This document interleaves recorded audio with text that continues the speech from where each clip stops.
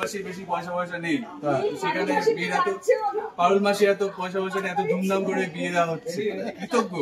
এইরকম সেট, এরকম শাড়ি গয়না আর কি চাই? কে বলবে বলুন? এই মেয়েটা নাকি মানে ইংলিশে কথা বলতে পারে না, কত স্মার্ট দেখুন অফ ক্যামেরা। তোমার তো শালি, অ্যাটলিস্ট জামাইবাবু তো দায়িত্ব শালিকে একটু সঙ্গ দেওয়া, মানে প্রচুর সঙ্গ, প্রচুর সঙ্গ দিই। দেখুন না কৌশিকদা কিছু পরিবারে কিন্তু বাবা খুব আনন্দিত, কিছু টিপস দেবে? শালিকে নাকি প্রচুর সময় দেয় বললো। দেখুন, এই সত্যি বলতে গেলে আমাকে অনেক কিছু বলতে হবে, আমাকে তো করে খেতে হবে। ষোলো শাড়ি যতদিন শুনতে হবে, আমাকে অভিনয় করতে হবে। আমি আর রিলেশনশিপটাকে ঘাটতে চাইছি। অনেক কিছু সাপোর্টিভ আমাকে, কাকে বেশি সময় দিচ্ছে সেটাই তো আমি দ্বন্দ্বে পড়ি। স্ত্রী না শালি? হ্যাঁ, স্ত্রী না শালি? না না, এই দেখ সবাই দেখি। শালিকা আচ্ছা একটু এখানে আসো, জামাইবাবুর কাছে আসো। শোন, যা ছবি তুলে দিলাম তো 4টে বিয়ে হয়ে যাবে।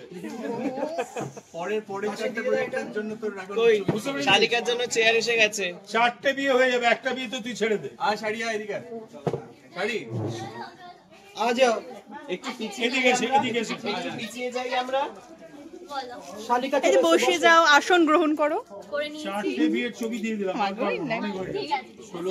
ষোলক শাড়ির শাড়ি, মানে জমিনাটার শাড়ি, পারুল মাসির শাড়ি, ওর শালিকা আমি। হ্যাঁ, জামাইবাবু কত টাইম দিচ্ছে শুনি একটু। টাইম দেয় না, প্লেটফুল করে, মানে সব থেকে লেটফুল করে যেই। কিরকম ভাবে লেগ পুল করে? সব রকম কালকে একটা সিন চলছিল, ক্লোজ চলছিল।